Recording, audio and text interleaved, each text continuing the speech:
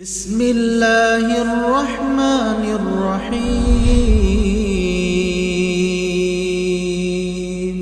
بسم اللہ الرحمن الرحیم الحمد للہ رب العالمین الرحمن الرحیم مالک یوم الدین ونشہد ان لا الہ الا اللہ ونشہد ان سیدنا ومولانا محمدا عبدہ ورسولہ ارسلہ الی الناس کافۃ بشیرا ونذیرا اما بعد فإن خیر الحدیث کتاب اللہ وخیر الهدی هدی محمد صلی اللہ علیہ وسلم وشر الامور محدثاتها وكل محدثة بدعة وكل بدعة ضلالة وكل ضلالة في النار فأعوذ بالله السميع العليم من الشيطان الرجيم من همزه ونفخه ونفثه بسم الله الرحمن الرحيم يا أيها الذين آمنوا اصبروا وصابروا ورابطوا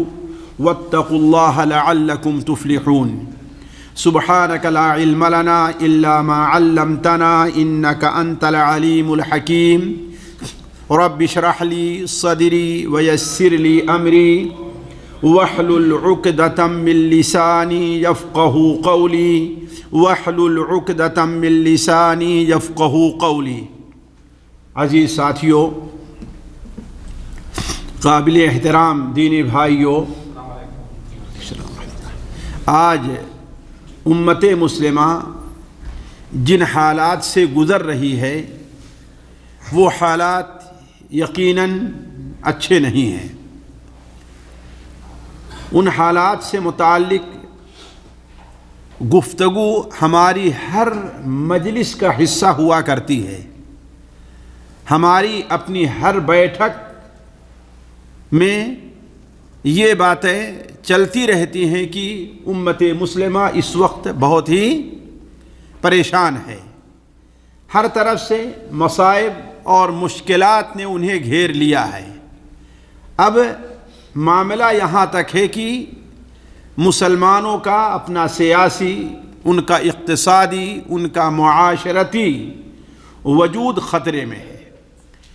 ایسے وقت میں ہم میں سے ہر شخص کا یہ فریضہ بنتا ہے کہ وہ یہ دیکھے کہ آخر امت کو اس دلدل سے کیسے نکالا جا سکتا ہے.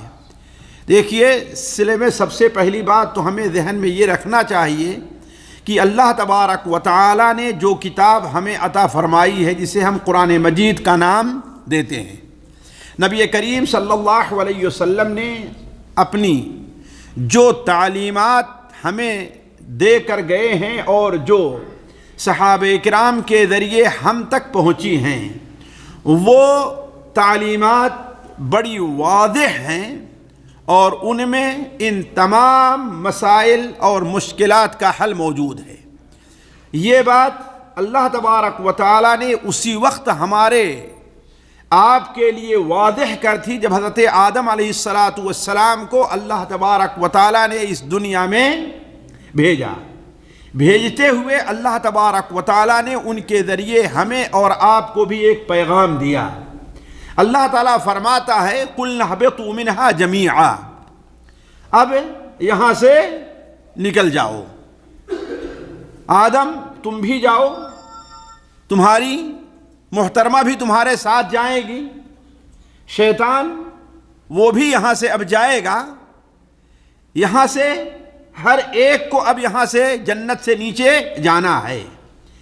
لیکن یاد رکھو کہ ہماری طرف سے تمہاری رہنمائی کے لیے، تمہیں سیدھے راہ پر لے چلنے کے لیے ہماری طرف سے ہدایات آتی رہیں گی. فَمَن تَبِعَ هُدَايَ فَلَا خَوْفٌ عَلَيْهِمْ وَلَا هُمْ يَحْزَنُونَ، جس نے میری ہدایت کی پابندی کی، نہ اسے کوئی خوف ہے اور نہ اسے کوئی غم لاحق ہوگا.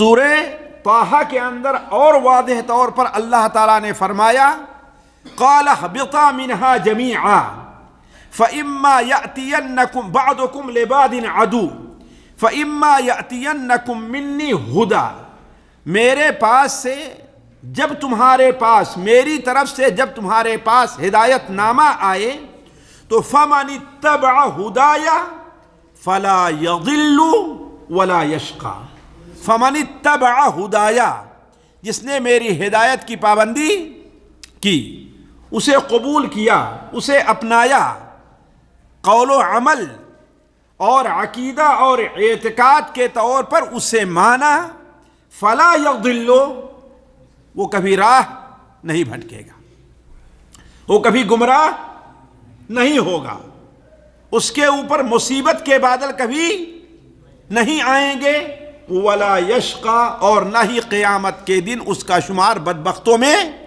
ہوگا۔ نبی کریم صلی اللہ علیہ وسلم نے اپنے زندگی کے سب سے بڑے اجتماع میں آپ صلی اللہ علیہ وسلم یعنی حجۃ الوداع کے موقع پر آپ صلی اللہ علیہ وسلم نے جو خطبہ دیا تھا، جیسا کہ مستدرک حاکم وغیرہ میں حضرت عبداللہ ابن عباس سے ہے، اس خطبے کے اندر آپ نے یہ بات بھی بیان کی تھی، اے لوگو ہوشیار رہو، یا ایھا الناس، اے لوگو انی قد ترکت فیکم ما ان اعتصمتم به فلن تضلوا ابدا، میں جو چیز تمہارے درمیان چھوڑ کر کے جا رہا ہوں وہ کتاب الہی اور اس کے نبی کی سنت کی صورت میں، تو جب تک مضبوطی سے تم اسے تھامے رہو گے تم کبھی بھی بھٹکو گے نہیں، کبھی بھی تم غلامی کے شکار نہیں ہوگے، کبھی بھی تم پستی کے شکار نہیں ہوگے۔ تو اب ہمیں اور آپ کو یہ سوچنا چاہیے کہ آخر جن مشکلات میں امت مسلمہ اس وقت ہے، دور سے دیکھیے، قریب سے دیکھیے، اپنے ملک میں دیکھیے، دوسرے ملک میں دیکھیے، ہر طرف سے مسلمانوں کے اوپر ظلم، تباہی، پریشانی، ہر قسم کے بھوت مسلمانوں پر مسلط ہے۔ آخر قرآن اور حدیث کی روح سے اس کا مخرج کیا ہے، اس سے بچاؤ کیسے ہے؟ اس سلسلے میں آج کی مجلس میں چند باتیں آپ لوگوں کے سامنے رکھتا ہوں۔ آج مشکل یہ ہے کہ ہم سنتے زیادہ ہیں اور عمل کم کرتے ہیں، باتیں زیادہ کرتے ہیں لیکن اپنی اصلاح کی کوشش کم کرتے ہیں، دوسروں پر الزام زیادہ لگاتے ہیں لیکن اپنی غلطی پر نظر نہیں کرتے۔ یہ امت مسلمہ کی بہت بڑی بیماری ہے۔ اسی لیے آج اصلاح کی جو کوشش ہو رہی ہے وہ کوشش جیسے کامیاب ہونا چاہیے ویسے کامیاب نہیں ہے۔ پہلی چیز عقیدے کے طور پر ہمیں جو بات اپنے ذہن میں رکھنا چاہیے کہ اللہ تبارک و تعالی حکیم ہے، اللہ تعالی حکیم ہے، اور حکیم کا کوئی کام حکمت سے خالی نہیں ہوتا۔ اللہ تعالیٰ جو فیصلہ بھی کسی قوم پر، کسی امت پر، کسی شخص پر اللہ تعالیٰ کا جو فیصلہ ہوتا ہے اس فیصلے کے اندر کوئی نہ کوئی حکمت ضرور رہتی ہے۔ اس لیے ہم یہ سوچیں کہ اس وقت امت مسلمہ پر جو ناگزیر حالات مسلط ہیں، جن حالات سے امت گزر رہی ہے، اس کا مطلب یہ ہے کہ اس میں بھی کوئی حکمت ہے اور یہ بھی خیر کے پہلو سے خالی، اس میں بھی خیر ہے، ضرور خیر ہے۔ اللہ تعالیٰ بڑے واضح طور پر ارشاد فرماتا ہے فَاعْلَمُوا أَنَّ اللَّهَ عَزِيزٌ حَكِيمٌ۔ فَاعْلَمُوا، اس بات کو اچھی طریقے سے جان لو، دھیان دو، سمجھ لو کہ اللہ تبارک و تعالی عزیز، غالب ہے اور حکیم۔ عزیز کا معنی یہ ہے کہ اس کا ہر کام، ہر فیصلہ جو ہوتا ہے کسی سے مجبور ہو کر کے نہیں ہوتا۔ وہ جو فیصلہ کرتا ہے اسے اس کے سامنے کوئی مجبوری نہیں رہتی ہے، وہ غالب ہے، مغلوب نہیں ہے، کسی سے مغلوب ہو کر کوئی کام نہیں کرتا، اور جو بھی کام کرتا ہے وہ کام بے مقصد نہیں ہوتا، وہ کام کسی نہ کسی حکمت کے اوپر حکمت پر مبنی ہوتا ہے۔ اس لیے ایک مسلمان کو بحیث مسلمان کے یہ عقیدہ رکھنا چاہیے کہ جو حالات بھی مسلمانوں پر گزر رہے ہیں، یہ حالات دیر یا سویر مسلمانوں کے حق میں بہتر ہوں گے، یہ ہمارا عقیدہ ہونا چاہیے۔ قرآن اور حدیث میں اس پر بہت سے شواہد موجود ہیں، ذرا غور کریں۔ قرآن مجید سے دو ایک مثال لیں آپ۔ اللہ کے رسول صلی اللہ علیہ وسلم، آپ کی پاک بیوی حضرت عائشہ رضی اللہ تعالی عنہا پر زنا کی تہمت لگتی ہے، اور یہ کوئی معمولی چیز نہیں تھی، انہیں زنا سے متہم کیا جاتا ہے۔ اس کے باوجود اللہ تبارک و تعالی اس کے بارے میں فرماتا ہے ان الذین جاؤوا بالافک عصبۃ منکم، جن لوگوں نے یہ عائشہ پر تہمت گڑھی ہے یہ مسلمان تم میں کی ایک جماعت ہے، چھوٹے سے لوگ ہیں، لیکن یاد رکھو لا تحسبوہ شرا لکم بل ہوا خیر لکم، یہ نہ سمجھو کہ یہ تمہارے لیے شر ہے، حالانکہ تہمت کا لگنا کتنی بڑی بات تھی۔ اللہ کیا فرماتا ہے؟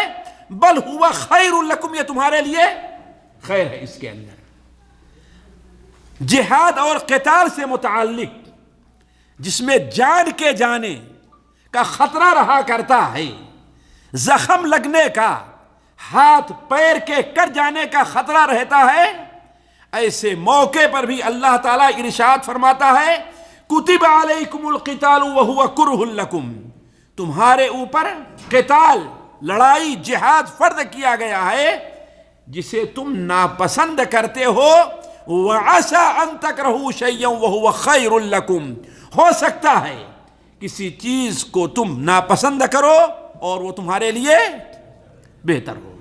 اسی لیے ہمیں اور آپ کو یہ عقیدہ رکھنا چاہیے کہ جو حالت بھی مسلمانوں کے اوپر ہوں وہ نتیجہ کے لحاظ سے مسلمانوں کے لیے خیر ہی خیر ہوں گے۔ اب مثال دوں میں آپ کو، حالانکہ میں مثال نہیں دینا چاہتا تھا ورنہ موضوع درمیان میں رہ جائے گا، لیکن ایک مثال دوں اس لیے کہ بہت سی باتیں ہیں جو مثال کے بغیر نہیں سمجھ آتی۔ ایک شخص ہے ابھی جو ہمارے ملکوں میں مظاہرہ چل رہا ہے، ایک شخص ہے ظالموں نے ظلماً اس کو قتل کر دیا۔ ایسا ہو رہا ہے کہ نہیں ہو رہا ہے؟ ہوتا ہے نا، تو ہم کیا کہیں؟ یہ برا ہے، یہ برا ہے۔ آپ نہیں سمجھتے ہیں کہ اس کے لیے کتنے اونچے مقام کے یہ سبب بن رہا ہوگا، کتنے اس کے گناہوں کے دھونے کا سبب یہ چیز بن رہی ہوگی، ہے کہ نہیں ہے؟ تو اس کے لیے بہتر ہے کہ غلط ہے؟ بہتر ہے نا؟ تو اس طریقے سے ہمیں اور آپ کو ہمیشہ یہ چیز عقیدہ اپنے رکھنا چاہیے، جیسا کہ مسند احمد میں حضرت انس بن مالک رضی اللہ تعالی عنہ سے مروی ہے، وہ بیان فرماتے ہیں کہ ہم لوگ اللہ کے رسول صلی اللہ علیہ وسلم کی خدمت میں موجود تھے کہ آپ صلی اللہ علیہ وسلم مسکرائے اور ہنسنے لگے۔ ہم نے کہا اے اللہ کے رسول، آپ کے مسکرانے اور ہنسنے کا معاملہ کیا ہے؟ آپ نے فرمایا ہے عجبت للمؤمن، نبی صلی اللہ علیہ وسلم عجبت للمؤمن، مومن کی جو کیفیت ہے، اس کی جو حالت ہے، اس کو سوچ کر کے مجھے ہنسی آ گئی ہے، میں بڑا خوش ہوا اس پر۔ وہ کیسے؟ ان اللہ لا یقضی لہ قضاء الا کان خیرا لہ، اللہ تعالیٰ اس کے بارے میں جو فیصلہ بھی کرتا ہے ایک مومن کے بارے میں وہ اس کے لیے بہتر ہی ہوا کرتا ہے، برا نہیں ہوا کرتا۔ تو ہمیں اور آپ کو یہ چیز اچھی طریقے سے سمجھ لینا چاہیے کہ جو بھی حالات اولا اس وقت مسلمانوں پر ہیں اس میں اللہ تبارک و تعالی نے کوئی نہ کوئی خیر، ہمیں خیر کا پہلو تلاش کرنا چاہیے، لوگوں کو نا امید اور لوگوں کی ہمتیں نہیں گھٹانی چاہیے۔ اس میں خیر کا کیا پہلو ہے اسے ڈھونڈنا چاہیے۔ دوسری بات ساتھیوں، صبر اور تحمل سے کام لینا چاہیے، جس طرح کہ ہمیں قرآن تعلیم دے رہا ہے۔ حضرت عبداللہ ابن مسعود رضی اللہ تعالی عنہ بیان فرماتے ہیں، اپنے ساتھیوں کو نصیحت کرتے ہوئے بیان فرمایا کہ دیکھو تکون حنات و حنات، اے لوگو حالات بگڑیں گے، حالات میں تبدیلی آئے گی۔ ابھی جس طریقے سے تم عزت کی زندگی بسر کرتے ہو یہ نہ سمجھو ہمیشہ یہ رہے گا، لیکن ان حالات میں تم لوگ صبر کا دامن پکڑے رہنا، بے صبری کا مظاہرہ نہ کرنا۔ اللہ تعالیٰ بڑے واضح طور پر فرماتا ہے جسے کامیاب ہونا ہے وہ صبر کرے، جسے ترقی کرنا ہے وہ صبر کرے، جسے جنگ جیتنا ہے وہ صبر کرے، جسے حالات سے نپٹنے میں کامیاب ہونا ہے وہ صبر کرے۔ یا ایھا الذین آمنوا اصبروا وصابروا ورابطوا واتقوا اللہ لعلکم تفلحون۔ اے ایمان والو، کاش کہ ہم اور آپ صرف اسی آیت پر توجہ دے لیں۔ مسلمانوں کے لیے یہ آیت کس طریقے سے ان کے سامنے روشنی پیدا کرتی ہے۔ یا ایھا الذین آمنوا، اے ایمان والو تم صبر کرو، وصابروا اور جمے رہو، ثابت قدمی ہونی چاہیے، یا لوگوں کو بھی صبر کی تلقین کرتے رہو، ورابطوا اور جم جاؤ، میدان چھوڑ کر کے نہ ہٹو، واتقوا اللہ، اللہ تبارک و تعالیٰ کا تقوی اختیار کرو، لعلکم تفلحون، تاکہ تم کامیاب ہو جاؤ۔ یعنی کامیابی کے لیے مسلمانوں کو صبر کرنا ہے، اور صبر ایک دو گھڑی کا نہیں ہونا چاہیے، صبر کے اوپر جمے رہنا ہے، تقوی اختیار کرنا ہے، ثابت قدمی دکھانی ہے۔ یہ چار چیزیں اگر پائی گئیں تو یہ ہمارے لیے کیا ہے؟ کامیابی کی راہ ہے۔ ساتھیوں، صبر بڑی اہم عبادت ہے۔ قرآن مجید میں اللہ تبارک و تعالیٰ نے صبر کا جتنا حکم دیا ہے اور صبر کی جتنی تلقین کی ہے اور صبر کا جتنا اجر بیان کیا ہے وہ شاید ہی کسی اور قلبی عبادت پر اللہ تعالیٰ نے بیان کیا ہو۔ اللہ نے بیان فرمایا انما یوفی الصابرون اجرہم بغیر حساب، صبر کرنے والوں کو اللہ تعالیٰ بغیر حساب کے اجر دے گا۔ اس دنیا میں کامیابی کے لیے اور آخرت میں فلاح کے لیے اللہ نے جو شرط لگائی ہے اس میں ایک چیز کیا ہے؟ صبر بھی ہے۔ والعصر ان الانسان لفی خسر الا الذین آمنوا وعملوا الصالحات وتواصوا بالحق وتواصوا بالصبر۔ ساتھیوں، جو بندہ صبر کا عادی ہوتا ہے اللہ تبارک و تعالیٰ اسے ایک نور عطا کرتا ہے، جس نور کی روشنی میں وہ مصائب اور پریشانیوں کے اندھیری رات میں جب وہ چلتا ہے تو اللہ تعالیٰ اسے روشنی عطا فرماتا ہے۔ اسی لیے صحیح مسلم کے اندر ہے، نبی کریم صلی اللہ علیہ وسلم نے ارشاد فرمایا وَالصَّبْرُ ضِيَاءٌ، صبر کیا ہے؟ نور اور روشنی ہے۔ اسی طریقے سے جس کے پاس صبر کی دولت ہوتی ہے وہ مشکلات کی تنگ گلیوں میں جب چلنا شروع کر دیتا ہے تو اللہ تعالیٰ اس کے راستے کشادہ کر دیتا ہے، جیسا کہ اللہ تعالیٰ بیان فرماتا ہے، اللہ کے رسول سے بیان فرماتے ہیں۔ سنن ابو داؤد میں ابو سعید خدری کی روایت ہے کہ وَمَا أَعْطَى اللَّهُ أَحَدًا مِنْ عَطَاءٍ أَوْسَعَ لِلصَّبْرِ، اللہ تبارک و تعالیٰ نے کسی کو صبر سے وسیع کوئی دوسرا عطیہ عطا نہیں کیا ہے۔ تبھی تو اللہ تبارک و تعالیٰ نے قرآن مجید میں ہمیں اور آپ کو حکم دیا ہے کہ مشکل حالات ہوں، پریشانی کے ہوں تو تمہیں کیا کرنا چاہیے؟ دو چیزوں کا سہارا لے کر کے اللہ کی مدد چاہیے. کس چیز کا؟ دو باتوں کا. وَاسْتَعِينُوا بِالصَّبْرِ وَالصَّلَاةِ، صبر کر کے اور نماز پڑھ کر کے اللہ تبارک و تعالیٰ کی مدد کرو، اللہ تعالیٰ تمہاری مدد کرے گا. مسند احمد میں نہیں بلکہ امام ابو دانی کی الفتن کے اندر، ابو عمرو الدانی کے الفتن میں ایک حضرت معاویہ رضی اللہ تعالیٰ عنہ سے مروی ہے. وہ حدیث مسند احمد میں بھی ہے، سنن ابن ماجہ میں بھی ہے، لیکن ابتدائی حصہ ہے پوری حدیث امام ابو عمرو الدانی کی الفتن میں ہے. حضرت معاویہ بیان فرماتے ہیں کہ اللہ کے رسول صلی اللہ علیہ وسلم نے منبر پر بیان فرمایا، لم یبق من الدنیا الا بلاء و فتنہ. اے لوگو، دنیا میں اب بلا اور فتنے کے علاوہ کچھ باقی نہیں رہ گیا ہے.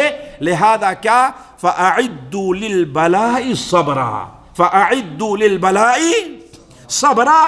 بلا اور مصیبت سے نکلنے کے لیے تمہیں صبر کرنے کی ضرورت ہے. صبر پر آپ لوگ بہت بڑی تقریریں سنتے رہے ہوں گے، میں اس تفصیل میں نہیں جانا چاہتا. البتہ ہمیں اس بات کو ذہن میں رکھنا چاہیے کہ ہمارے یہاں صبر کا بڑا محدود مفہوم لیا جاتا ہے. بیمار ہے آدمی، صبر کر لے، ہے نہیں؟ کسی نے گالی دے دیا، صبر کر لے. کسی نے تھپڑ مار دیا، صبر کر لے. یہ صبر ہے. لیکن جس صبر کا ہم سے اور آپ سے مطالبہ ہے وہ یہی نہیں ہے، وہ یہی نہیں ہے. وہ صبر کیا ہے؟ اولاً جو سب سے اہم ہے اور جسے ہماری آپ کی کامیابی قرار دیا گیا ہے، والعصر ان الانسان لفی خسر، زمانے کی قسم انسان خسارے میں ہے. کامیاب کون ہے؟ جس کے اندر چار صفتیں پائی جائیں، ان میں سے ایک صفت صبر ہی بیان کی ہے. وہ کون سا صبر ہے؟ وہ صبر ہے کہ انسان کو جن باتوں کا حکم دیا گیا ہے ان کے عمل کرنے پر صبر کرے. مثال کے طور پر انسان کو نماز کا حکم دیا گیا ہے، جی ہے نا؟ اب اگر کوئی شخص نماز پڑھنے نہیں آتا ہے، اس کا مطلب وہ صبر نہیں کر رہا ہے نا؟ انسان کو جھوٹ بولنے سے روکا گیا ہے. اب اگر انسان جھوٹ بولنے سے رکنے پر صبر نہیں کرتا ہے تو وہ صبر نہیں کر رہا ہے. اگر ایک انسان کو اس سے روکا گیا ہے کہ وہ شراب پیے، اگر کوئی شخص شراب پینا نہیں چھوڑتا ہے تو وہ صبر، یہ اصل صبر ہے ساتھیوں. ورنہ بیماریوں پر، تکلیفوں تو بہت سے لوگ صبر کر لیتے ہیں. بہت سے لوگ، آج مسلمانوں کی سب سے بڑی کوتاہی یہی ہے. آج اللہ کی قسم بتائیں، آپ چلے جائیں بامبے میں، دلی میں، کراچی میں، لاہور میں، شاید ہی وہاں ان شہروں میں کوئی مسجد ہو جس میں جمعہ نہیں ہوتا ہے. بات صحیح کہ نہیں صحیح ہے؟ شاید ہی کوئی مسجد میں جمعہ، اور شاید ہی کوئی مسجد ہو جو جمعہ کے دن لوگوں کے لیے کافی ہوتی ہو. ہے بات صحیح کہ نہیں صحیح ہے؟ ان بڑے روڈوں پر ہے کہ نہیں؟ روڈوں پر لوگ نماز پڑھتے ہیں. ہے بات صحیح کہ نہیں ہے؟ یہ سارے کے سارے لوگ فجر کی نماز میں کہاں گئے رہتے ہیں جی؟ عصر کی نماز میں کہاں رہتے ہیں؟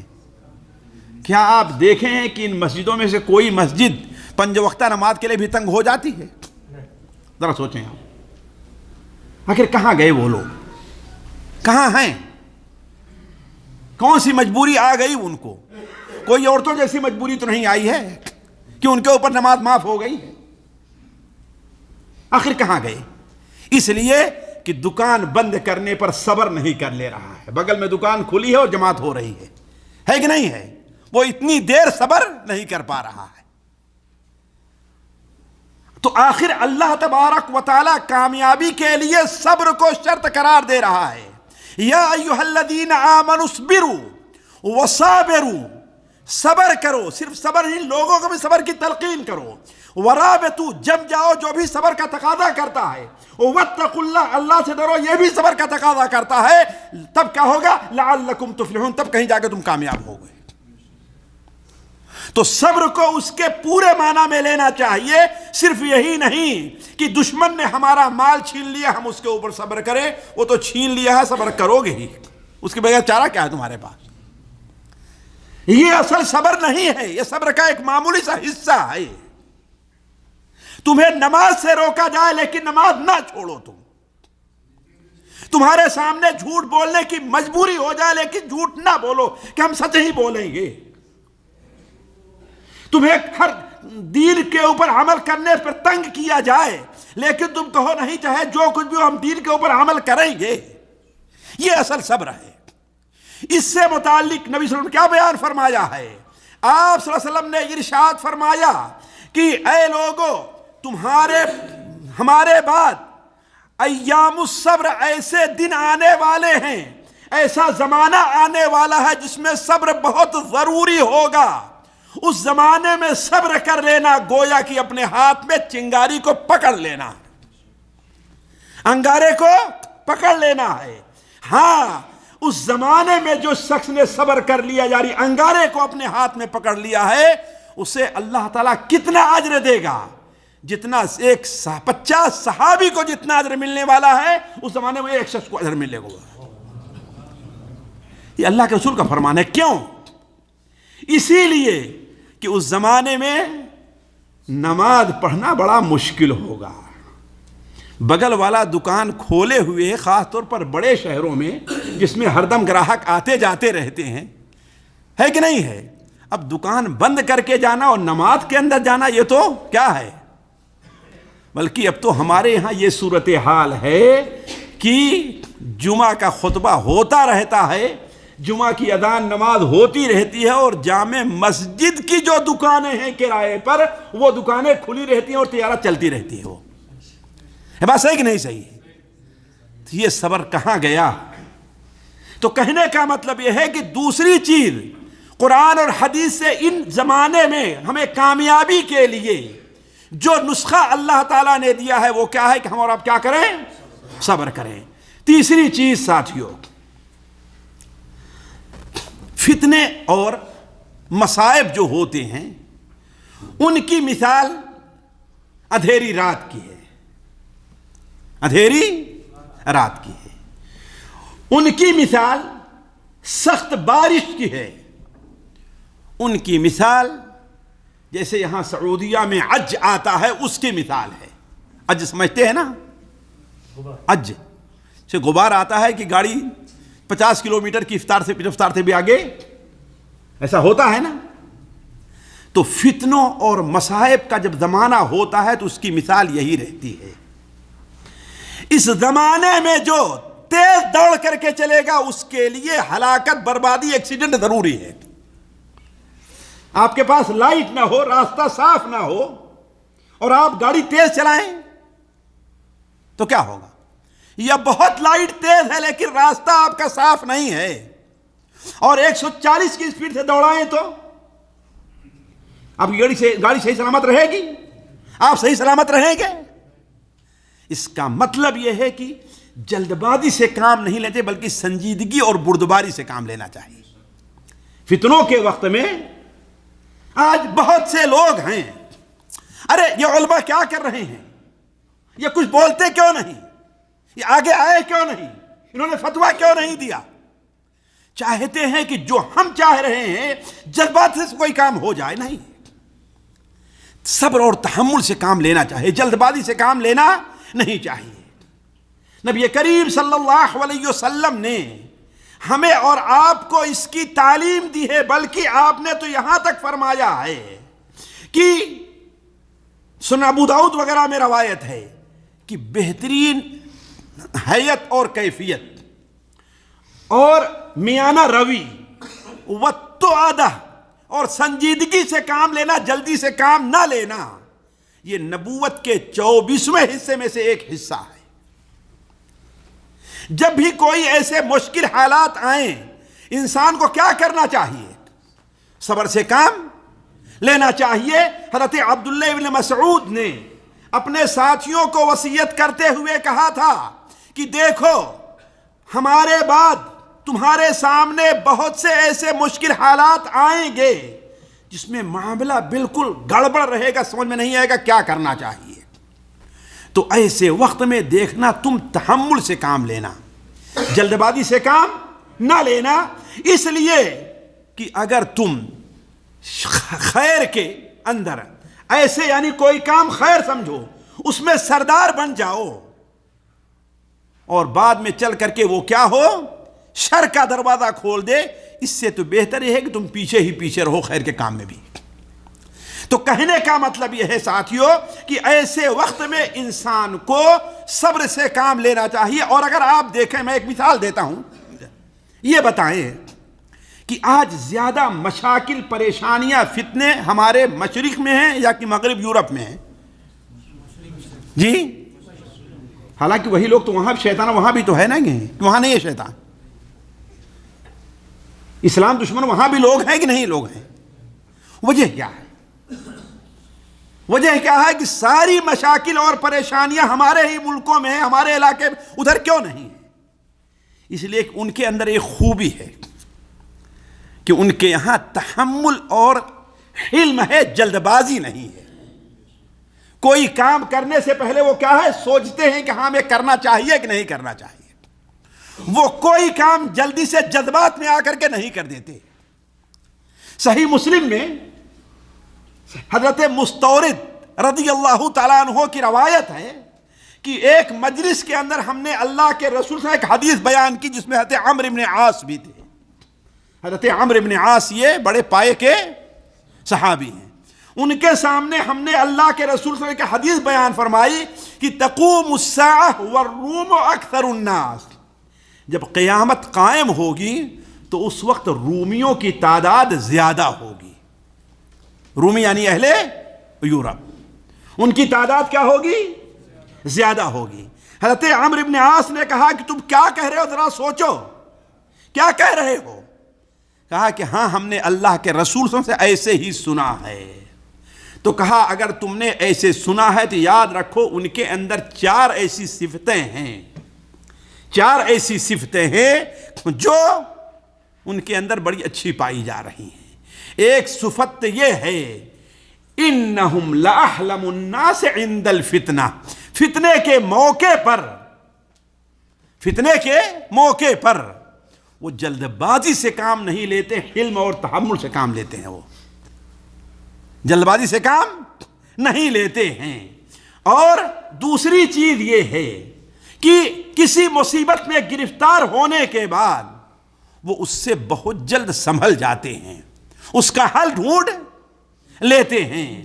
اور تیسری صفت ان کے اندر یہ ہے کہ وہ یتیم اور مسکین کے لیے بڑے ہی اچھے ثابت ہوتے ہیں، یتیموں اور مسکینوں کے لیے بڑے اچھے۔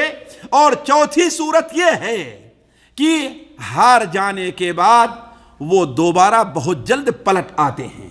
تو کہنے کا مطلب یہ ہے یورپ کے اندر آج جو اس قسم کے فتنے اور فساد کم ہے، ان کی بہت سی وجوہات ہیں، ان میں سے ایک وجوہات کی وجہ کیا ہے کہ وہ لوگ جلد بازی سے کام۔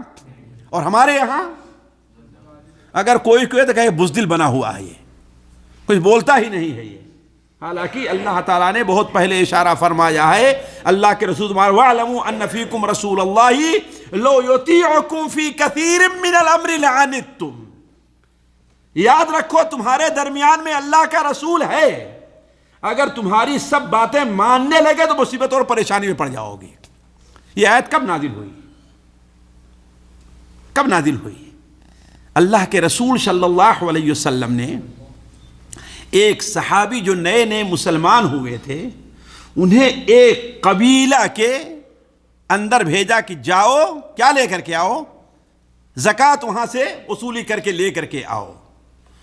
ان کی زمانے جاہلیت میں قبیلے والوں سے کوئی اختلاف تھا، تو چونکہ اللہ کے رسول بیان فرمایا تھا آپ صلی اللہ علیہ وسلم ان سے کہ ہم اپنا آدمی بھیجیں گے، تو جب یہ قریب پہنچنے لگے تو وہ سارے کے سارے ان کے استقبال میں آگے آئے، انہوں نے سمجھا کہ ہمارے استقبال میں نہیں بلکہ ہمیں قتل کرنے کے لیے آئے ہیں، اس لیے بھاگ کھڑے ہوئے سیدھے مدینہ منورہ آ گئے اور اللہ کے رسول سے یہ بیان فرمایا کہ لوگ تو ہمیں قتل کر دینا چاہتے تھے، لوگ ہمیں. اب صحابہ کرام کا جوش کیا ہوا، بالکل آ گئے. ان کے اوپر فوج کشی کر دینا چاہیے، ان کے اوپر اچانک حملہ کر دینا چاہیے، ان کو اس کا سبق سکھانا چاہیے. اللہ کے رسول کے پیغامبر کو کے ساتھ انہوں نے یہ معاملہ کیا ہے. آپ نے کہا نہیں، جلد بازی نہ کرو جلد بازی، سوچو کیا ہے. آپ صلی اللہ علیہ وسلم یہی سوچ رہے تھے کہ ان کا آدمی آتا ہے، اور کہا، آپ نے فرمایا کہ آخر تم نے ان کو زکوٰۃ کیوں نہیں دی؟ کہا ہے اللہ کے رسول آیا کون کب ہمارے پاس کب کون آیا ہے؟ ذرا دیکھیے، اگر اللہ کے رسول صلی اللہ علیہ وسلم جذبات میں آ کر کے فیصلہ کر دیتے تو فائدہ ہوتا کہ نقصان ہوتا؟ تبھی تو اللہ فرماتا ہے وَاعْلَمُوا أَنَّ فِيكُمْ رَسُولَ اللَّهِ. یہ تعلیم ہم کو ہے. لَوْ يُطِيعُكُمْ فِي كَثِيرٍ مِّنَ الْأَمْرِ لَعَنِتُّمْ. اگر بہت سے معاملات میں تمہارے اطاعت کر لے تم مشکل میں پڑ جایا کرو گے. آج مسلمانوں کے بہت سے مشروع کے ناکامی کی وجہ یہی ہوتی ہے کہ لوگ وہاں پر کیا ہے، جلد بازی اور جوش سے. فتنے کے وقت میں جوش نہیں کام آتا بلکہ ہوش کام آتا ہے. وہاں پر جذبہ کام نہیں دیتا ہے بلکہ انسان کی تدبر اور فکر اور حکمت کام دیتی ہے. علی کل حال اس کے بعد ہمیں جو راستہ اختیار کرنا چاہیے، دیکھیے ساتھیوں، انسان کو، ایک مومن کو ہمت کبھی بھی نہیں ہارنی چاہیے. ایک مومن کو کبھی بھی اسے ہمیشہ بلند ہمت رہنا چاہیے. اللہ تعالیٰ کیا فرماتا ہے؟ وَلَا تَهِنُوا وَلَا تَحْزَنُوا وَأَنْتُمُ الْأَعْلَوْنَ إِن كُنتُم مُؤْمِنِينَ. تم کمزوری نہ ظاہر کرو، یعنی پست ہمتی نہیں ہونی چاہیے. وَلَا تَحْزَنُوا، اور نہ تم غمگین ہو. یاد رکھو کہ اگر تم مومن بنے رہے اور بلند ہمتی سے کام لیتے رہے تو کیا ہوگا؟ کامیاب تم ہی رہو گے. یہ نہیں کہ ایک بار ایک کام کیا، ایک بات ہم نے کی، نہیں فائدہ ہوا، 2 بار کیا، 3 بار کیا، تو اس کے بعد ہم کیا ہے، ہاتھ چھوڑ کر کے. آج ہماری صورتحال یہی ہے، آج ہماری جماعتوں کا معاملہ یہی ہے. مسلمانوں کی اصلاح کی 1 کوشش 2 کوشش، حالانکہ ساتھیوں اگر آپ غور کریں آج ہمارے ہندوستان میں بی جے پی جو آئی، بچپن میں ہم دیکھتے تھے، آج یہ کوئی نئی جماعت نہیں ہے، نئی پارٹی نہیں. بچپن میں اس کا نام جن سنگھ تھا. ایک مثال دے رہا ہوں میں، میرے بچپن میں انہیں کہیں کوئی 1 سیٹ ملا کرتی تھی، اور آج ہندوستان کی سب سے بڑی پارٹی بن کر کے ابھری ہے. کیا ہے؟ انہوں نے اپنا ایک مشن بنایا اور آہستہ آہستہ اس کے اوپر کام کرتے رہے اور آگے چل کر کے ہمت نہیں ہارے. وہ یہ نہیں کہ ہاں بھائی اب تو ہمیں 1 سیٹ ہی نہیں مل رہی ہے، نہیں. ہم نے اپنے بچپن میں دیکھا انہیں کہیں کوئی سیٹ نہیں مل رہا، ماشاءاللہ کہیں سے کوئی سیٹ مل گئی تو مل گئی، نہیں کوئی سیٹ نہیں ملتی تھی. تو کیوں؟ آہستہ آہستہ انسان کو یہ ہمت جتانی چاہیے، کبھی نہیں. صحابہ کرام رضوان اللہ علیہم اجمعین غزوہ احد کے موقع پر مسلمانوں کے 70 آدمی شہید ہوئے تھے. کتنا؟ خود نبی کریم صلی اللہ علیہ وسلم کو متعدد زخم آئے تھے. ادھر سے کافر تھوڑی دور جانے کے بعد دوبارہ حملہ کے لیے نئے سرے سے پلٹ آنا چاہتے تھے. ایسے وقت میں مسلمانوں کو اللہ تبارک و تعالی نے ہمت دلائی ہے کہ پست ہمتی کا مظاہرہ نہ کرو. اگرچہ تمہارے 70 آدمی شہید ہو گئے، اگرچہ تمہارے نبی کو زخم آئے ہیں، لیکن تم آگے بڑھو اور آگے بڑھ کر کے ان کا مقابلہ کرو. اور ایسا ہوا تو کامیاب بھی ہوئے. اسی لیے اللہ تعالیٰ نے اس وقت کیا فرمایا، نازل کیا تھا وَكَأَيٍّ مِّن نَّبِيٍّ قَاتَلَ مَعَهُ رِبِّيُّونَ كَثِيرٌ، اور بعض روایت میں قُتِلَ مَعَهُ رِبِّيُّونَ كَثِيرٌ. اس محمد صلی اللہ علیہ وسلم کی بات ہی نہ کرو، ان سے پہلے کتنے نبی گزرے ہیں کہ ان سے پہلے کتنے اللہ والے شہید کیے گئے اور مارے گئے ہیں، ان کے ساتھ لڑتے رہے ہیں. لیکن ان کی صفت کیا رہی ہے؟ فَمَا وَهَنُوا لِمَا أَصَابَهُمْ فِي سَبِيلِ اللَّهِ وَمَا ضَعُفُوا. اللہ تعالیٰ کے راستے میں جو انہیں تکلیف پہنچی ہے اس سے وہ کم ہمت نہیں ہوئے، وما ضعفوا، اور نہ وہ کمزور پڑے ہیں، وما استکانوا، نہ انہوں نے بزدلی دکھائی ہے، واللہ یحب الصابرین، اللہ تعالیٰ صبر کرنے والوں کے ساتھ ہے۔ تو کہنے کا مطلب یہ ہے ساتھیو، نبی کریم صلی اللہ علیہ وسلم نے ہمیں اور آپ کو اور تمام مسلمانوں کو جو درس دیا ہے کہ ایک مسلمان پست ہمت نہیں ہوتا ہے، وہ ہمیشہ ہمت، اسی طریقے سے مسلمانوں کو ایک کام یہ بھی ہونا چاہیے کہ مسلمان نا امیدی کا شکار نہ ہو۔ آج بڑی مصیبت یہی ہے کہ ہمارے بڑے پڑھے لکھے لوگ بھی نا امید ہو گئے ہیں، اب یہ سمجھتے ہیں کہ اگر مسلمان کافروں کے ہاں میں ہاں نہ ملائیں گے تو اب وہ ختم کر دیے جائیں گے، اب وہ مٹا دیے جائیں گے۔ اب مسلمانوں کو اپنا لباس بھی ویسے ہی بنانا چاہیے جیسے کافروں کا لباس ہے، اپنی شکل بھی ویسے بنائے جیسے کافروں کا ہے، ورنہ موب لنچنگ کے شکار ہو جائیں گے۔ یہ پستی نہیں ہونی چاہیے، یہ نا امیدی کا شکار نہیں ہونا چاہیے۔ اللہ تبارک و تعالی نے اس دین کو اور اس مذہب کو ہمیشہ باقی رہنے کے لیے رکھا ہے، نہ ایک ہی چند دنوں کے لیے۔ یہ ساری تہذیبیں مٹ جائیں گی، سارے دین مٹ جائیں گے، سارے مذہب مٹ جائیں گے، اگر باقی رہے گا تو کون باقی رہے گا؟ اسلام باقی رہے گا۔ لیکن ظاہر بات ہے ہم اور آپ کی طریقے سے نہیں، بلکہ ایک بات پر غور کریں، تاریخ آپ پڑھیں، تاریخ سے سبق لینا چاہیے۔ عباسی دور خلافت کو آپ دیکھیں، کتنے صدیوں تک وہ مسلمانوں کی قیادت کرتے رہے اور حکومت ان کی رہی، عباسی خلیفہ۔ کیا مطلب یہ ایک دو دن میں قائم ہو گئی ہے؟ نہیں، وہ اندر اندر کام کرتے رہے۔ ایک شخص جو لے کر تحریک کو چلا تھا اس کا انتقال ہوا، اس کے بعد دوسرا آیا اس کا انتقال ہوا، تیسرا آیا وہ کہیں جا کر کے اپنے مقصد میں کامیاب ہوا ہے۔ تو ہمت ہار دینا اور نا امید ہو جانا یہ مسلمان کا شیوا نہیں، بلکہ یہ عقیدے کا مسئلہ ہے ساتھیوں۔ اس کو اچھی طریقے سے سمجھنا چاہیے کہ مسلمان اللہ تبارک و تعالیٰ کی رحمت سے نہ امید ہوتا ہے، اور نہ ہی کسی مشکل مصیبت کے اندر پڑنے میں اس سے نجات پانے سے وہ مایوس ہوتا ہے۔ یہ مسلمان کا شیوا نہیں ہے۔ مسلمانوں کے اوپر مشکل سے مشکل وقت آتے ہیں، لیکن کبھی وہ اللہ تعالیٰ کی رحمت سے مایوس نہیں ہوتا۔ حضرت نوح، حضرت موسیٰ علیہ السلام کا واقعہ آپ دیکھیں۔ حضرت موسیٰ علیہ السلام اپنی قوم کو لے کر کے نکلے کہ نہیں نکلے؟ نکلے ہیں نا۔ صبح ہو گئی، سورج نکل رہا ہے، ایسی جگہ پر پہنچے ہیں کہ سامنے سمندر کو پار کرنا ہے، پیچھے سے فرعون اپنا لشکر لے کر کے چلا آ گیا، پہنچا نا۔ اب دیکھیے دنیا کے معیار میں کیا آپ اپنا اندازہ، دنیا کا کون سا معیار آپ قائم کریں گے؟ حضرت موسیٰ علیہ السلام سے ان کی قوم نے کہا کہ انا لمدرکون، اب تو مارے گئے، اب تو ہم مارے گئے۔ لیکن حضرت موسیٰ علیہ السلام کی امید دیکھیے اللہ تعالیٰ سے، اللہ تعالیٰ سے امید دیکھیے۔ کہا کہ کلا، ایسا ہرگز نہیں ہو سکتا ہے کہ ہم ختم کر دیے جائیں۔ کیوں؟ ان معی ربی سیہدین، ہمارے ساتھ ہمارا رب ہے، ہمیں سیدھے راستے پہ لے کر کے چلے گا۔ تو مسلمان کی یہ کیفیت ہونی چاہیے۔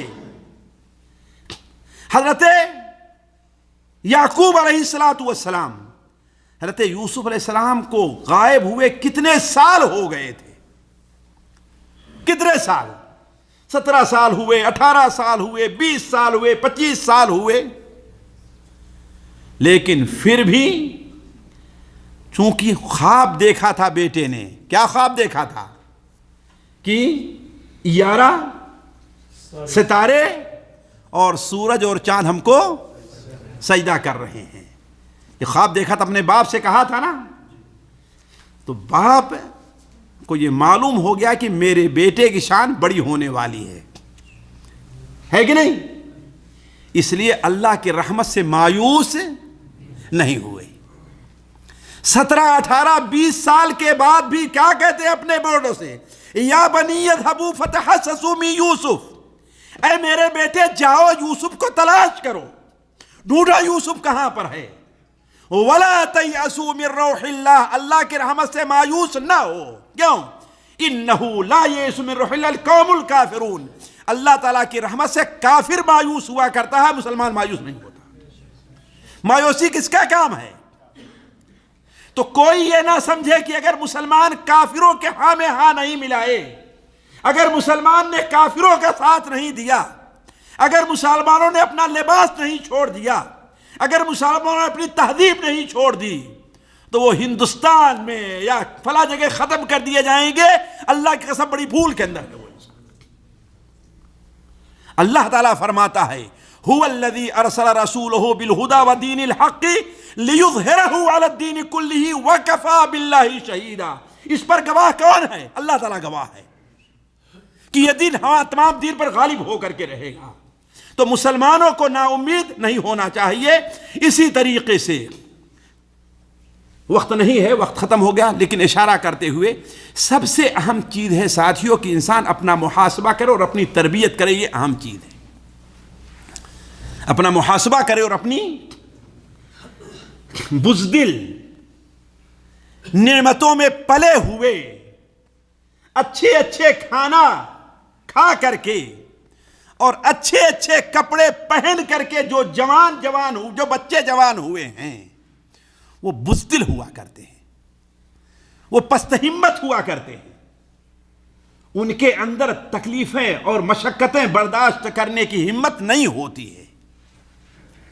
آج اللہ تعالیٰ کی جو نعمتیں ہمیں ملی ہیں، ہم اس میں جو پلے ہوئے ہیں، ہم اپنا محاسبہ کریں کہ ہمارے اندر ہمت آج کتنی ہے، ہمارے اندر آج قوت کتنی ہے۔ ہم تو صورتحال یہ ہے کہ 2 وقت کی بھوک نہیں برداشت کر سکتے، یہ صورتحال ہے، یہ تو صورتحال آج ہماری بن گئی ہے۔ تو ایسے لوگ قوم کی ترقی کے اندر کبھی حصہ نہیں بن سکتے ہیں۔ میں ایک مثال دیتا ہوں صرف، حضرت موسیٰ علیہ السلام، قرآن مجید میں اللہ نے جو ان واقعات کو بیان کیا ہے اس کا یہی مقصد ہے کہ ہم عبرت حاصل کریں۔ حضرت موسیٰ علیہ السلام جو اپنی قوم کو لے کر کے بیت المقدس کے قریب پہنچ گئے تو اپنی قوم سے کہا کہ دیکھو اس میں قوم میں کچھ لوگ ہیں آسانی سے تم کو تمہارا گھر نہیں دے دیں گے، ان سے لڑائی کرنی پڑے گی، ان سے تو لڑائی کرنی پڑے گی۔ لیکن مدتوں غلامی کی زندگی بسر کیے ہوئے لوگ کیا ہے بزدلی کے شکار ہو گئے تھے، کھانے پینے میں آرام سے تھے، ان کے اندر مشقتیں پریشانیاں برداشت کرنے کی ہمت نہیں تھی۔ ان لوگوں نے کیا کہا، اے موسیٰ اس میں تو بڑے طاقتور کام ہے، وہ تو سپر پاور ہے ان کے پاس تو اتنی دولت ہے، آج پولیس ان کی ہے، فوج ان کی ہے، عدلیہ ان کی ہے، سب کچھ ان کا، ان سے ہم کیسے جیت سکتے ہیں؟ یہ فکرہ پیش کیا انہوں نے۔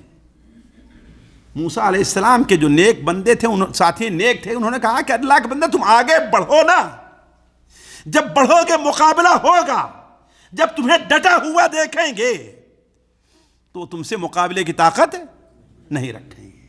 لیکن قوم نے کہا موسیٰ یہ میرے بس کا نہیں ہے، تم خدا جاؤ لڑو، ہم یہیں پر بیٹھے ہیں، جب دیکھیں گے تم جیت گئے تو ہم بھی تمہارے پیچھے آ جائیں گے۔ آج ہمارا حال یہی ہے نا، ہمارا حال یہی ہے نا، ہم کسی وزیر اعظم کو برا بھلا کہتے ہیں، کسی بادشاہ کو برا بھلا کہہ رہے ہیں، کسی دوسرے ملک والوں کو برا بھلا کہہ رہے ہیں، ہماری کیا ذمہ داری ہے، ہم اس کو نہیں اپنا رہے ہیں۔ تو اللہ تعالیٰ نے کہا کہ ٹھیک ہے کوئی بات نہیں، اس میں تمہیں جانا تو ہے ہی، حکومت زمین کس کی ہے؟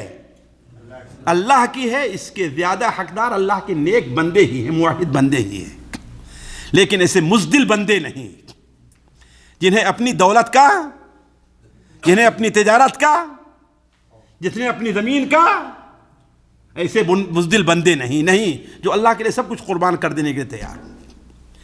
اللہ تعالیٰ نے کہا کہ ٹھیک ہے ایسا کرو نا، ان کو میدان تیہ میں 40 سال تک بھٹکنے دو، انہیں فلسطین کا راستہ نہیں ملے گا۔ 40 سال تک جب بھٹکے اور ان کی وہ بزدل نسل ختم ہو گئی، دوسری نسل پیدا ہوئی کہ ہاں بھائی بغیر محنت اور لڑائی کے ہم کامیاب نہیں ہوں گے، وہ لوگ پیدا ہوئے اور لڑے اور جا کر کے بیت المقدس میں داخل ہو گئے۔ تو کہنے کا مطلب یہ ہے ساتھیوں کہ ہمیں اور آپ کو اپنا محاسبہ اور اپنی تربیت کرنی چاہیے۔ آپ غور کریں، نبی کریم صلی اللہ علیہ وسلم 13 سال تک مکہ مکرمہ میں رہے کہ نہیں رہے؟ کتنا رہے؟ مسلمانوں کو کتنی تکلیف دی گئی، ذرا سوچیں۔ ابو بکر و عمر، عثمان و علی، طلحہ و زبیر، سعد و سعید، ان لوگوں پر مصیبت کے پہاڑ آئے کہ نہیں آئے؟ لیکن آپ غور کریں، جن لوگوں نے یہ مصائب اور پریشانیاں سہی تھیں، جب فتوحات کا زمانہ آیا ہے تو کمانڈر کون بنے ہیں؟ یہی لوگ بنے تھے۔ کمانڈر کون لوگ بنے تھے؟ یہی لوگ بنے تھے۔ نئے مسلمان ہونے والوں کمانڈر جلدی نہیں بناتے تھے، کمانڈر زیادہ تر کن کو بناتے تھے؟ انہی لوگوں کو بناتے تھے۔ کیوں؟ اس لیے کہ مصیبت اور پریشانیوں میں پڑھ کر کے اپنی اصلاح کی، اپنی تربیت کی ضرورت ہے۔ دل کی بھی تربیت ہو اور اپنے جسم کی بھی تربیت ہونی چاہیے۔ علی کل حال ساتھیوں، آخری بات یہ ہے کہ ہم میں کا ہر شخص ذمہ دار ہے، ہر شخص کو اپنا اپنا کام کرنا چاہیے۔ کوئی شخص یہ نہ کہے کہ ہاں بھائی یہ کام کس کا ہے، مولویوں کا ہے اور بادشاہوں کا ہے۔ نہیں، ہر انسان کو اپنا کام کرنا چاہیے۔ اللہ کے رسول صلی اللہ علیہ وسلم کی وہ حدیث جو صحیح مسلم میں ہمیشہ آپ نے ذہن میں رکھے ہیں کہ اللہ کے رسول نے ارشاد فرمایا کہ ہمارے بعد ہم سے پہلے جتنے نبی ہوئے ہیں ان کے کچھ نیک پیروکار ہوا کرتے تھے جو ان کی بات کو لوگوں تک پہنچاتے تھے، پھر اس کے بعد ایسے لوگ پیدا ہوئے کہتے کچھ تھے اور اس پر عمل نہیں کرتے تھے، لوگوں کو سچ بولنے کی تعلیم دیتے تھے اور خود آج ہمارے ہندوستان پاکستان میں سچ کے لیے، نماز کے لیے، توحید کے لیے تقریر نہیں ہوتی ہے؟ ہاں ہوتی ہے نا، لیکن کتنے لوگ عمل کرتے ہیں؟ بلکہ اب تو نماز کی لیے تقریر کرنے والے نماز کے پیچھے، نماز میں سے غافل رہا کرتے ہیں، ہے کہ نہیں؟ آپ لوگ دیکھتے ہوں کہ 12 بجے، 1 بجے، 2 بجے تک تقریر ہوتی ہے اور مولوی صاحب بھی جا کے سو جاتے ہیں ہوٹل میں، اور لوگ بھی، ہے کہ نہیں ہے؟ تو کہیں گے وہ بات جس کے اوپر خود عمل، اور وہ کام کریں گے جس کام کے کرنے کا انہیں حکم نہیں دیا گیا، بدعتیں ایجاد کریں گے۔ اللہ نے کیا بیان فرمایا؟ جو ان کے ساتھ اپنے ہاتھ سے جہاد کرے وہ مومن ہے، جو ان کے ساتھ اپنی زبان سے جہاد کرے وہ مومن ہے، حتیٰ کہ اپنے دل سے جہاد کرے، یعنی ان کو برا سمجھے، ان سے دوستی اور تعلق نہیں ہونا چاہیے، وہ مومن ہے۔ اس کے علاوہ ایمان کا کچھ بھی حصہ نہیں رہ جاتا ہے، کوئی مومن نہیں رہ جاتا۔ تو ہر انسان ذمہ دار ہے، چاہے چھوٹا ہے یا بڑا ہے، کم سے کم وہ دعا تو کر سکتا ہے کہ نہیں کر سکتا ہے؟ آج کر سکتا ہے نا۔ لیکن اللہ کی قسم ہمارے جتنے بھائی یہاں پر موجود ہیں، کتنے لوگ آج پوری دنیا کے اندر مشرق سے لے کر کے مغرب تک مسلمانوں کے اوپر جو پریشانی ہے، کتنے لوگ ہیں جو دل لگا کر کے ایک بار ہاتھ اٹھا کر کے اللہ تعالیٰ سے دعا کی ہو، ذرا سوچیں کتنے لوگ ہیں۔ ہم اور آپ اپنا محاسبہ کریں ساتھی سے، یہ ہمارا کام نہیں ہے کہ نہیں؟ ہمارا کام ہے نا، لیکن ہم ان کے ساتھ، ان کو پیسے سے ان کی مدد نہیں کر سکتے، ہم اپنے مال سے ان کی مدد نہیں کر سکتے، اپنے جسم سے ان کی مدد نہیں کر سکتے، اپنی زبان سے مدد نہیں کر سکتے، لیکن کم سے کم ہم اپنی دعا سے تو ہم نے دعا کی۔ روتے تو ہیں لوگوں کے سامنے کہ ہاں مسلمانوں کا حال بہت برا ہے، بہت برا ہے، بہت برا ہے، روتے ہیں سب لوگ نا، لیکن کبھی سوچا کہ رات کی تاریکی میں اٹھیں، 2 رکعت نماز پڑھیں، حضرت علبہ ابن زید کے طریقے سے ان لوگوں کے لیے کم سے کم دعائیں تو کریں کہ نہیں کریں؟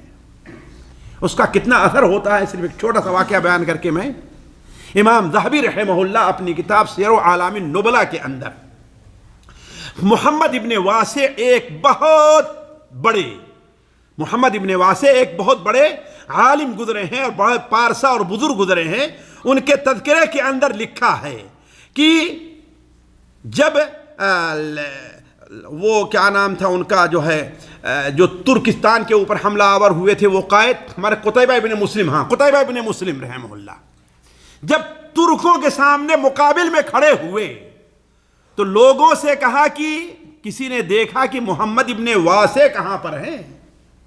لوگوں نے کہا کہ محمد ابن واسع وہ دیکھیے دائیں طرف ہیں، اپنے سواری کے اوپر اپنا ہتھیار لے کر کے بیٹھے ہوئے ہیں، اپنی انگلی سے آسمان کی طرف اشارہ کر رہے ہیں اور اپنے سر کو اس طریقے سے جھکائے ہوئے ہیں۔ تو قتیبہ ابن مسلم نے کیا کہا کہ اللہ کی قسم وہ صرف ایک انگلی جو آسمان کی طرف اٹھی ہوئی ہے دعا کے لیے، میرے نزدیک 40,000 جو اپنے ہتھیار سے لیس ہو تلوار لیے ہوئے ہوں ایسے بہادروں سے بہتر ہے میرے نزدیک وہ ایک انگلی جو آسمان تک اٹھی ہوئی ہے۔ کیوں؟ اللہ تعالیٰ سے دعا کر رہا ہے وہ شخص۔ تو کہنے کا مطلب یہ ہے ساتھیوں کہ ہم میں کا ہر انسان ذمہ دار ہے، کچھ نہیں، اپنے مال کے ذریعے نہیں، اپنی بات کے ذریعے نہیں، تو کم سے کم اپنی زبان، اپنی دعا کے ذریعے ان کی مدد کر سکتا ہے۔ اللہ تعالیٰ سے دعا ہے کہ اللہ تعالیٰ امت مسلمہ کی حفاظت فرمائے، اللہ تعالیٰ امت مسلمہ کو ظالموں کے چنگل سے نجات دے، اللہ تعالیٰ انہیں کوئی قائد ربانی عطا فرمائے جو ان کی صحیح قیادت کر سکے، اللہ تعالیٰ امت مسلمہ کے جو پریشان حال لوگ ہیں اللہ تعالیٰ ان کو نجات دے، جو مشکلوں میں ہیں اللہ تعالیٰ ان کی مشکل کو دور فرمائے، اللہ تعالیٰ ان کے ظالموں کو تباہ اور برباد کرے۔ اللہم اغفر المسلمین والمسلمات المؤمنین والمؤمنات اللہم الف بین قلوبہم واصلح ذات بینہم واجمع کلمتہم وانصرهم على عدوك وعدوهم برحمتك يا أرحم الراحمين اللهم لعن الكفرة والمشركين الشيوعين والملحدين الذين يصدون عن سبيلك ويكذبون رسلك ويقاتلون أولياءك اللهم شتت شملهم وفرق جمعهم وخرب بنيانهم وزلزل أقدامهم وخالف بين كلمتهم وأنزل بهم بأسك الذي لا ترده عن القوم المجرمين سبحانك اللهم وبحمدك أشهد أن لا إله إلا أنت أستغفرك وأتوب إليك